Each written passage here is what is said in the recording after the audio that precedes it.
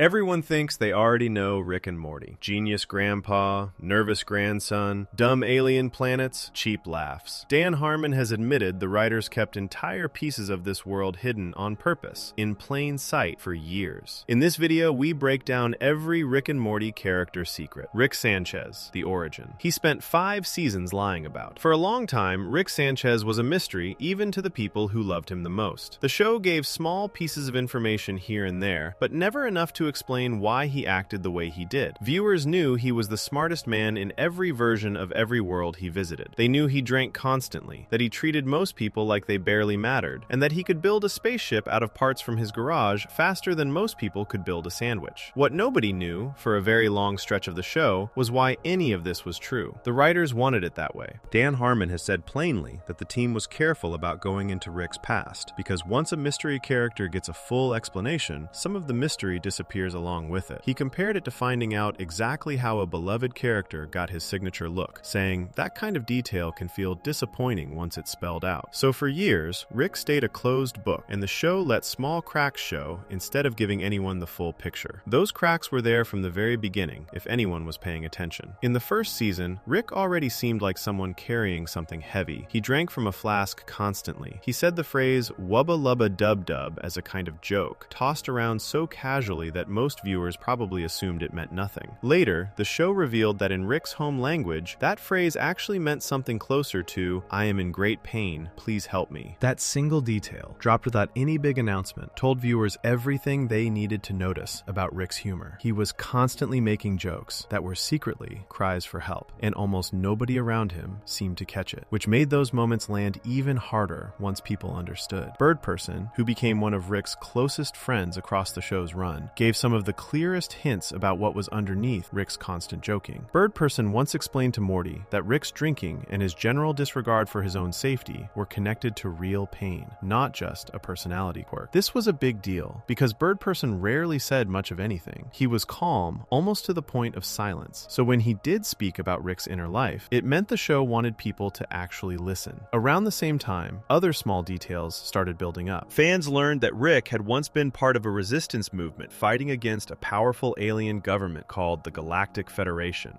and that Bird Person himself had fought alongside him. There were hints of some kind of loss buried underneath all of that fighting, but for years, the show refused to say exactly what that loss was. Then came the moment that changed everything, and it arrived in a strange and almost dishonest way. In the 3rd season, the show revealed what looked like Rick's full backstory. Viewers were shown a devastating scene. Rick's wife, a woman named Diane, and his young daughter, who would grow up to become Beth, murdered right in front of him by a different version of Rick from another dimension. It was the kind of reveal that could reshape how anyone understood a character. Except, right after showing it, the show pulled the rug out from everyone. Rick admitted that he made the whole thing up. He had invented the story purely to trick an enemy into lowering their guard, and once the trick worked, he laughed about it, revealing that the real reason he wanted a certain item so badly had nothing to do with revenge or grief. It was about a fictional fast food dipping sauce he remembered from decades earlier and wanted to taste again. For most shows, that kind of joke would be a one-time gag and nothing more. For Rick and Morty, it became one of the most talked about moments in the entire series, because it planted a question in the back of everyone's mind that would not go away for years. Was any part of that story true? Or was Rick simply the kind of person who could invent a tragedy that convincing without blinking? The show did not answer that question quickly. Instead, it let the uncertainty sit there for season after season, occasionally dropping in small pieces of new information that made the fabricated story feel less and less like a lie. In the 5th season, one especially quiet moment did more work than it seemed to at first. Inside a memory belonging to Bird Person, a younger version of Rick was shown living with a version of his daughter who had died, described in a way that suggested Rick had been keeping some kind of stand-in around, someone meant to replace a loss he could not accept. It was a strange, sad detail, easy to miss, but it lined up almost exactly with the story Rick had claimed to make up. Slowly, across small hints like this one, the show built a case that the joke Rick told to trick his enemy might not have been a joke at all. It might have been the truth, dressed up as something he could laugh about so it would hurt less. The full answer finally arrived at the end of the 5th season, in an episode that closed out one of the show's biggest storylines. By this point, Rick's mind had been fully copied and scanned by an enemy, and that scan held every memory he had ever had, going all the way back to before the show even began. Morty gets access to that scan, and through it, both Morty and the audience finally see the truth in full. The murder was real. Diane and young Beth had truly been killed by another version of Rick, exactly the way the fake story from years earlier had described it. Rick had not invented a fictional tragedy to fool an enemy. He had taken his own worst memory and offered it up as bait, letting people believe it was a lie because the alternative, admitting it really happened, was too painful to say out loud in a normal conversation. From there, the full timeline of Rick's life became clear for the very first time. After losing his wife and daughter, Rick built the first working portal gun, a device that let him travel between endless different versions of reality. This single invention explains almost everything about how the show works, but audiences finally understood where it came from. It was not built out of curiosity or ambition. It was built out of grief by a man who suddenly had access to infinite other realities and needed some way to keep functioning after the version of his life he actually wanted had been destroyed. Rick began exploring these other worlds, and during his travels he met Bird Person, eventually joining him in a resistance movement standing against the Galactic Federation, the same powerful government that would end up haunting Rick for the rest of the series. For a while, this gave Rick something like purpose, a fight he could throw himself into instead of sitting still with what had happened to him. But that purpose did not last. Rick eventually grew disillusioned with the resistance, feeling that the fight itself had become more about the idea of resistance than about anything real being accomplished. He drifted away from that life and turned his full attention towards something darker and much more personal, finding the exact version of himself responsible for killing Diane and Beth. This search became an obsession. Rick traveled from dimension to dimension, hunting down other Ricks, trying to identify the one who had committed the murder. It was not an easy task. Every version of Rick looked similar enough on the surface, and there were more of them than anyone could count. Eventually, after failing to track down the specific Rick he was looking for, something in him broke completely. He gave up trying to be careful about the search and instead went on a drunken, out-of-control killing spree, ending the lives of a large number of other Rick variants across many different realities. It was, without question, one of the darkest and most disturbing details ever confirmed about a lead character on the show. What happened next revealed something strange about how other versions of Rick viewed him. Rather than treating this violence with fear or judgment, many of the surviving Ricks across the multiverse began to admire him instead. His willingness to hunt and kill his own kind made him a legend among other Ricks, almost a symbol of pure, unfiltered ruthlessness. Out of that twisted admiration, a large community of Ricks began forming, eventually organizing themselves into a floating structure that became known as the Citadel, a society built entirely out of different versions of Rick and their accompanying Mortys. Rick had, without meaning to, become something close to a founding figure of an entire civilization built in his own image. Once the Citadel was up and running, though, Rick chose not to stay. He walked away from the very community that worshipped him, preferring to remain his own separate, uncontrolled version of himself, rather than settle into a group built around obedience and structure. His path eventually led him into a completely different family's life. After exhausting his violent search and failing to find satisfaction anywhere, Rick crash-landed into a version of reality belonging to the very Rick he had been hunting the entire time, the one responsible for Diane and Beth's deaths. In that dimension, this version of Rick had already abandoned his own family long before Rick ever arrived, leaving behind a wife, a daughter, and eventually a grandson who would go on to become the Morty audiences had been watching from the very first episode. Rick moved in, expecting only to wait until the man he was hunting eventually returned home so he could finally get his revenge. That moment never came. The other Rick never came back. Instead, Rick found something he did not expect, an old, familiar kind of love slowly returning, even though it belonged to a family that was not technically his. This is, in the plainest possible terms, the true starting point of the entire show. The Rick, Beth, Summer, and Morty audiences had followed for years were never Rick's original family at all. They were someone else's family, abandoned by a different Rick, taken in by a grieving man who needed somewhere to belong again.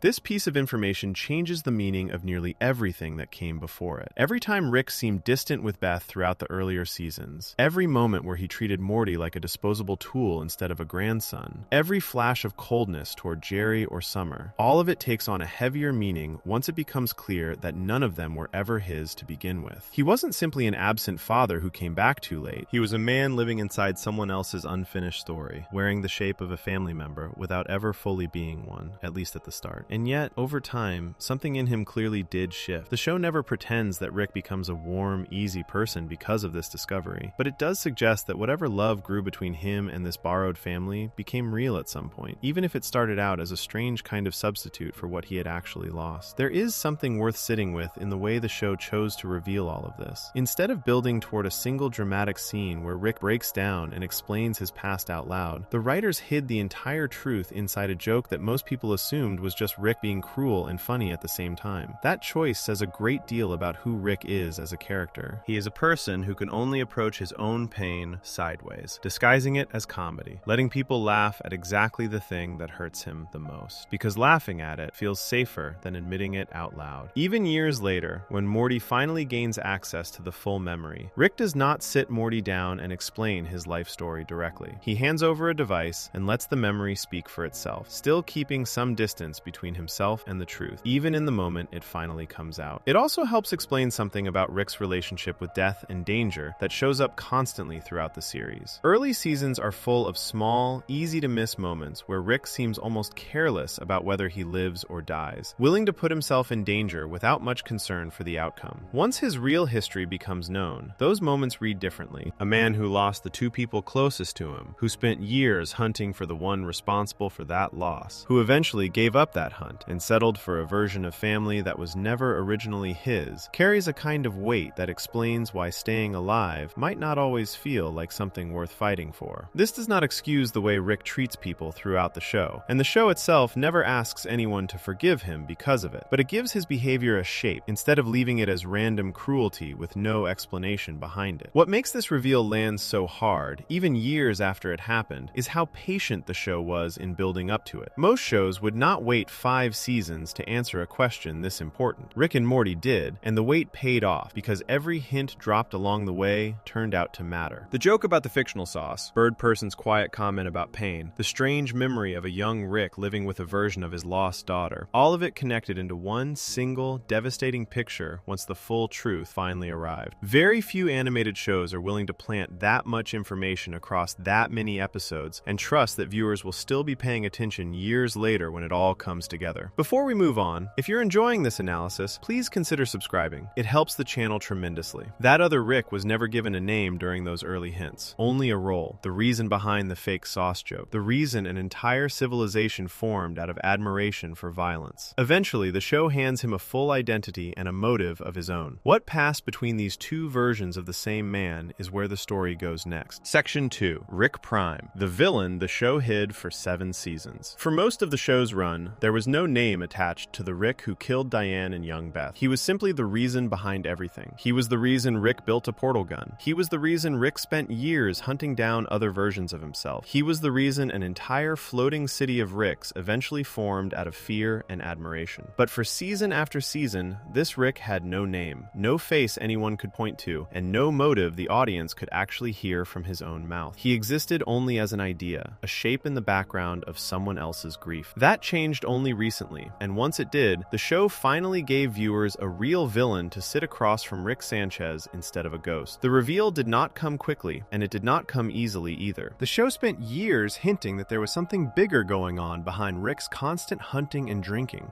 but it kept the details locked away, almost as if even the writers wanted to wait until they were completely certain the audience deserved the payoff. When the reveal finally arrived, in the 6th season premiere, it introduced a term that fans would repeat constantly from that point forward: Rick Prime. This was the official name given to the version of Rick responsible for everything, not just a rival, not just an enemy, the single most important figure in Rick Sanchez's entire personal history, finally given a label after years of being nothing but a blank space in the story. What made Rick Prime different from every other Rick shown across the series was not his intelligence. Every Rick, by definition, is brilliant. Every Rick can build complicated machines out of scraps, solve problems that would stump entire teams of scientists, and talk his way out of situations that should be impossible to survive. That was never what set Rick Prime apart. What made him different, and what made him dangerous in a way that no other Rick had been, was the complete absence of anything holding him back. He discovered the technology that allowed travel between different versions of reality before any other Rick had figured it out. He was, in the most literal sense, the very first Rick to unlock the ability to move freely between infinite worlds. And once he had that ability, loyalty. He did something that the audience's Rick never would have done in his position. He tried to recruit another version of himself to join him on his travels, someone he assumed would think exactly the way he did. That other version was Rick C-137, the Rick the entire show follows. Rick Prime expected a partner who shared his hunger for endless exploration and endless discovery, with nothing else weighing him down. Instead, he found a very different kind of person, wearing his own face. Rick C-137, at that point in his life, still had a wife named Diane and a daughter named Beth, and he valued them more than he valued science, more than he valued the thrill of visiting infinite new worlds, and more than he valued anything Rick Prime could offer him. This difference between the two of them turned out to matter more than almost anything else in the entire show's history. Rick Prime clearly could not understand a version of himself who would choose a family over unlimited freedom. To him, that kind of loyalty must have looked like weakness, or maybe like a mistake that needed correcting. Whatever the reasoning actually was, Rick Prime made a decision that would end up defining the rest of Rick Sanchez's life. He killed Diane. He killed young Beth. And he did it, according to what the show eventually reveals, not just once, but across every single version of that family he could reach, wiping them out on a scale far larger than anyone originally assumed. That detail alone changes the entire shape of the story. For years, viewers were led to believe that Rick had lost his wife and daughter in one single isolated tragedy, a horrible event that happened once in one reality to one family. The truth turned out to be far worse. Rick Prime did not simply murder one version of Diane in one version of reality. He was responsible for wiping her out across countless different versions of existence, meaning that nearly every possible version of Rick who might have had a chance at a normal life with his wife and daughter had that chance taken away at the same time by the same man. This is not something the show hints at quietly in the background. It is stated directly, tying the tragedy from the earlier seasons to something far larger and more disturbing than viewers initially understood. Rick did not lose Diane once. He lost her everywhere, all at the same time, at the hands of one specific version of himself who felt no weight from doing it. Understanding why Rick Prime did this requires looking closely at what kind of person he actually was, based on everything the show eventually reveals about his choices. Where Rick C-137 chose family over exploration, Rick Prime seemed to feel nothing close to that kind of attachment. This showed up most clearly in how he treated his own family, the one waiting for him in his home dimension. Rick Prime had a wife, children, and eventually a grandson of his own, just like every other Rick across the multiverse. But instead of staying with them, he abandoned that family completely, leaving behind a version of Beth who was left to raise her children without him, just as her own life would have gone if Rick C-137 had never shown up to take his place. Rick Prime walked away and never came back, choosing to spend his time doing whatever he wanted across the multiverse with no concern for the people he left behind. This single fact reshapes something enormous about the entire show, something that connects directly back to the reveal explained in the previous section. When Rick C-137 finally gave up his violent search for the man who murdered his family, exhausted and out of options, he crash-landed into a completely different version of reality. That reality happened to belong to Rick Prime. The family Rick found there, the wife, the daughter, the grandson who would grow up to become the Morty the entire show follows, were not strangers picked at random. They were Rick Prime's family, the very people he had walked out on without a second thought. Rick C-137 moved in, expecting only to wait for Rick Prime to eventually return home so that revenge could finally happen. Rick Prime never came back. He had no interest in returning to a life he had already decided meant nothing to him. And so Rick C-137 stayed, slowly building something resembling a real connection with a family that technically was never his to begin with, made up of people abandoned by the exact man responsible for taking his real family away. There is something deeply uncomfortable sitting underneath that arrangement, and the show does not try to hide it or smooth it over. Rick spent years living inside a stolen version of family life, quietly waiting for a chance at revenge against a man who had already thrown away everything Rick himself would have given anything to keep. Meanwhile, the family living around him had no idea that the man now sitting at their dinner table, the one who eventually became their grandfather in every way that mattered, was the direct enemy of the person who actually created them, biologically speaking. None of them chose this. None of them understood the full truth behind why Rick showed up in their lives in the first place. They simply grew to depend on him, love him, and build an entire show's worth of adventures around him, without knowing that the reason he was there at all traced back to a murder committed by the very man man who was supposed to be their real grandfather. For a long stretch of the series, Rick Prime stayed completely out of the picture. He was mentioned only in passing, hinted at only through Rick's behavior rather than through any direct appearance. That changed with the 6th season premiere, an episode that finally gave fans concrete information about where things stood. It was revealed that Rick Prime, sometimes referred to using the nickname Weird Rick, had been living freely, doing whatever he wanted, with seemingly no clear plan or purpose driving him. He simply existed out there, somewhere in the endless multiverse, untouched by consequences, while Rick C-137 continued living inside the family that Rick Prime had left behind. That freedom did not last forever, though. During the events of that same premiere episode, Rick accidentally caused a reset that affected everyone who had been traveling between dimensions using portal technology, snapping many wandering characters back toward the reality they originally came from. Rick Prime, tied to his own home dimension, ended up pulled back toward that same Cronenberg reality where his abandoned family still lived, setting up a situation where paths that had been avoided for years were suddenly moving much closer together again. This appeared, at least for a while, to leave Rick Prime somewhat stuck. Without working portal technology readily available to him, and with Evil Morty having become a serious complication elsewhere in the multiverse, Rick Prime seemed to be running out of easy ways to keep avoiding a confrontation that had been building since before the show even started. If he ever figured out exactly why he had been pulled back toward his own home reality, there was a real chance that Rick C-137 and the family living there could end up directly in danger, caught in the middle of whatever Rick Prime decided to do about the situation. For a show that usually solves its biggest problems within a single episode, this slow, patient buildup around Rick Prime stood out. It suggested that the writers understood exactly how much weight this particular storyline was carrying, and that rushing the payoff would have wasted years of careful setup. The full confrontation between these two versions of the same man finally arrived in the 7th season, in an episode that many longtime viewers now consider one of the strongest the show has ever produced. This episode did more than simply bring Rick and Rick Prime into the same room. It filled in the missing pieces of an even deeper tragedy that recontextualized everything explained earlier. It confirmed that Rick did not just lose Diane in one single isolated version of reality. He lost her everywhere, across all of infinity, at the hands of Rick Prime specifically. That detail alone turns what once looked like a personal, private loss into something closer to a targeted, deliberate act carried out on an almost unimaginable scale. Rick Prime was not simply a man who once committed a terrible crime in a moment of panic or accident. According to everything the show eventually shows about him, he was someone capable of wiping out the same family across countless different versions of existence, all without appearing to carry any of the weight that should come with that kind of decision. The fight between Rick and Rick Prime that follows this reveal carries an enormous amount of emotional weight, built entirely on top of everything the audience had slowly learned across years of hints and half-answers. This was not simply two smart characters using clever gadgets against each other. It was the final collision between a man who lost everything because he cared too much, and the version of himself who never seemed to care at all. By the end of the confrontation, Rick finally succeeds in ending Rick Prime's life, closing out a hunt that had defined nearly every major decision he had made since the murders first happened. For years, this moment had been treated as the ultimate goal driving Rick forward, the one piece of unfinished business hanging over the entire series. Once it actually happened, though, the show did something unexpected. Instead of treating Rick's revenge as a triumphant, satisfying victory, it chose to show it as something closer to empty and hollow. This choice says a great deal about how carefully the writers had been building Rick Prime's story the entire time. If ending Rick Prime's life had simply made Rick happy, the entire arc would have felt shallow, almost like a simple checklist being completed. Instead, once the moment of revenge finally happens, Rick appears to have very little left driving him forward. The goal that shaped years of his life, the reason behind the fake sauce joke from the earlier seasons, the reason behind his drunken killing spree years earlier, the reason an entire civilization formed out of admiration for his willingness to hunt his own kind. All of it disappears the instant Rick Prime is gone. What replaces it is not relief. It is a kind of emptiness, the exact same feeling that seemed to define Rick back in the earliest episodes of the show, long before any of this backstory had been explained. The show even brings back a specific piece of music from one of its very first episodes during this exact moment, tying Rick's emotional state after finally getting his revenge directly back to how lost he seemed at the very start of the series, almost as if nothing about his situation has fundamentally changed at all. There is another figure connected to this entire confrontation who deserves mention here, even though his full story belongs somewhere else. Evil Morty, who had been building his own separate plan across several earlier seasons, becomes involved in the final stages of this conflict as well. Rather than choosing to kill Rick once the dust settles, evil Morty decides against it, reasoning that removing Rick from existence entirely would likely just start a brand new cycle of revenge all over again. The same kind of endless chain reaction that had already consumed years of Rick's life. Instead, evil Morty walks away with valuable information related to a device capable of erasing entire people from existence across every version of reality at once, leaving Rick and Morty behind without settling that particular thread. It is a small, quiet moment buried inside a much bigger episode, but it shows that even after the biggest villain from Rick's personal past has finally been dealt with, the show was already setting up new questions rather than pretending everything had been neatly resolved. Looking back across the entire story now that Rick Prime's identity and motive are fully known, it becomes clear how carefully this reveal was built to connect with everything explained about Rick himself. Section 1 showed how Rick's own painful history shaped nearly everything about his personality, his humor, his relationship with danger, and the family he eventually settled into.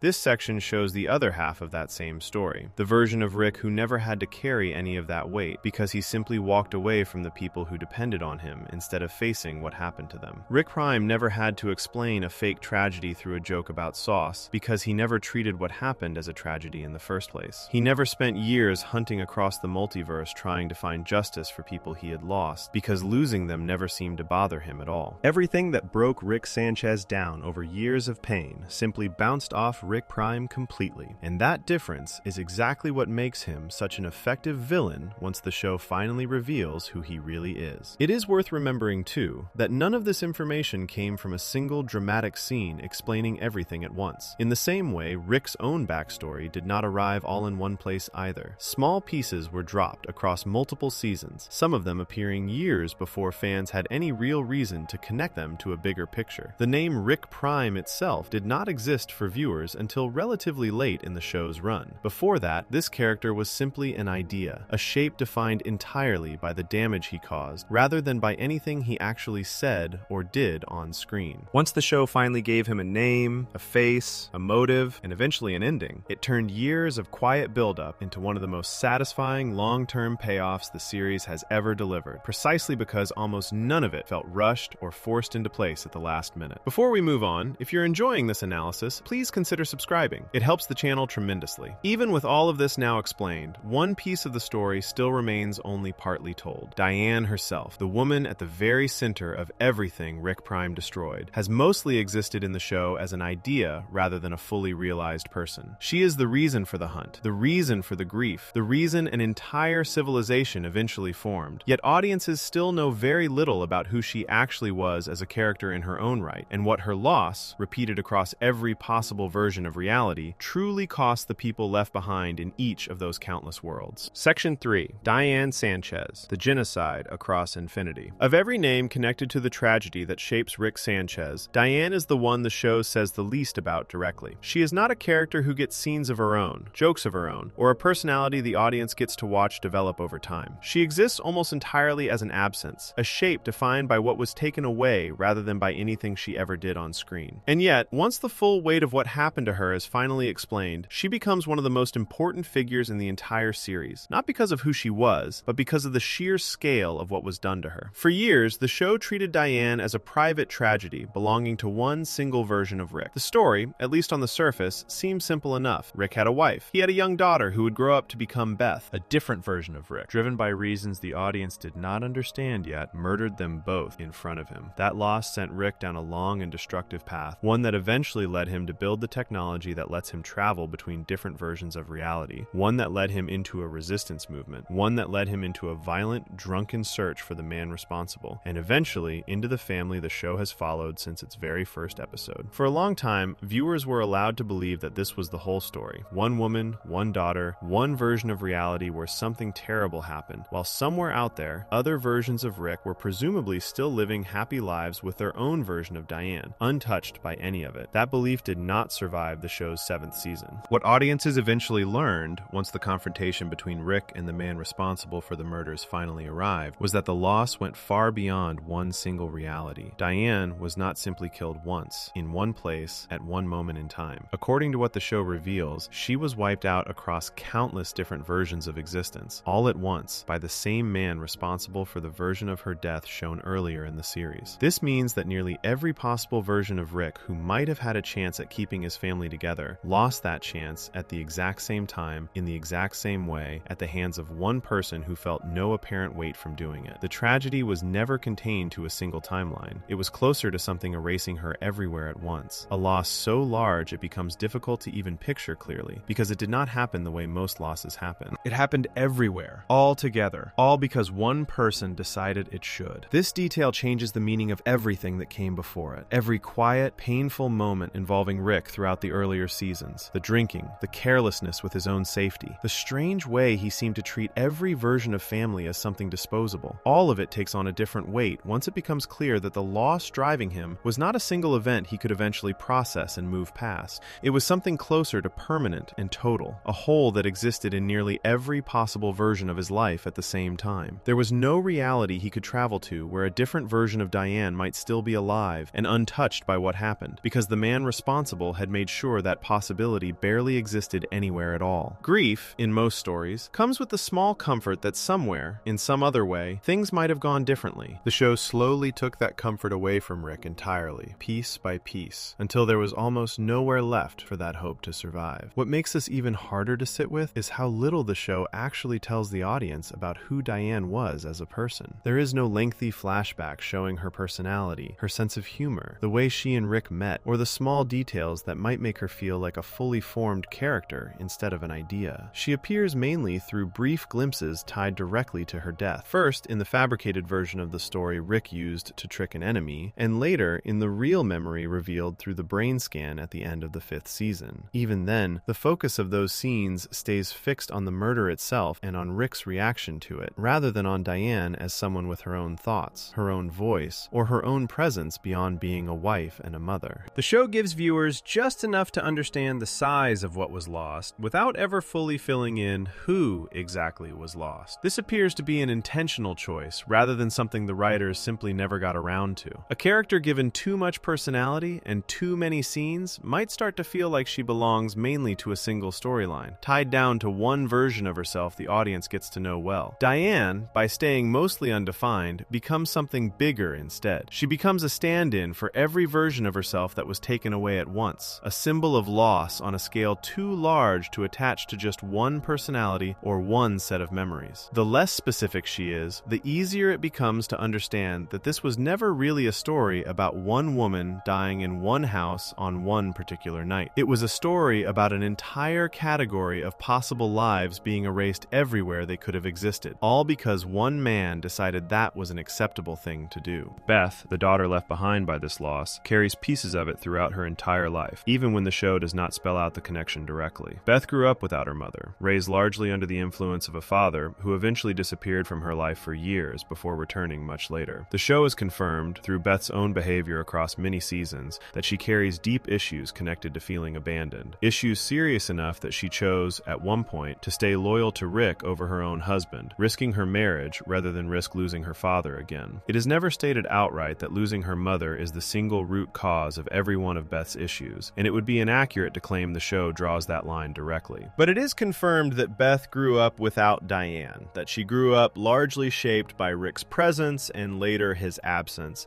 and that her adult life has been defined by a deep fear of being left behind by the people she loves. Whatever role Diane's death played in shaping that fear, Beth spent her entire life living in the shadow of a loss she likely never got the chance to fully understand or process, since it happened before she was even old enough to form real memories of her mother at all. There is something almost cruel about the fact that Beth's own daughter Summer and her own son Morty exist inside the very family structure created because of what happened to Diane. Section 1 already explained how Rick ended up living with a family that was never originally his, one abandoned by the man responsible for killing his real wife and daughter. That means Summer and Morty grew up around a grandfather who was only there because his real family had been taken from him on a scale spanning countless different realities. Diane's absence, in a strange and roundabout way, is one of the reasons this specific version of the Smith family exists in the shape audiences know it in at all. If Rick had never lost her, there is no reason to think he would have ever ended ended up living with Beth, Jerry, Summer, and Morty in the first place. The entire show, in a sense, grew out of the empty space she left behind. The reveal of the scale of her death also forces a harder question about the man responsible for it, one that connects directly back to what was explained in the previous section. Killing one version of Diane in one single reality could at least be framed as a single terrible act committed by a single version of a deeply broken person. Wiping her out across nearly every possible version of existence suggests something closer to a deliberate, ongoing choice, repeated over and over. Across realities the killer had no personal stake in beyond making sure Rick never had a chance at happiness anywhere. This is not something that could have happened by accident or in a single moment of panic. It requires a level of intention that makes the man responsible feel less like a single murderer and more like something closer to a force, actively working to make sure loss followed a specific version of Rick no matter where he tried to go. Diane, then, is not only a victim of one crime, she stands in as proof of exactly how far someone was willing to go to make sure Rick never had a version of his old life left anywhere to return to.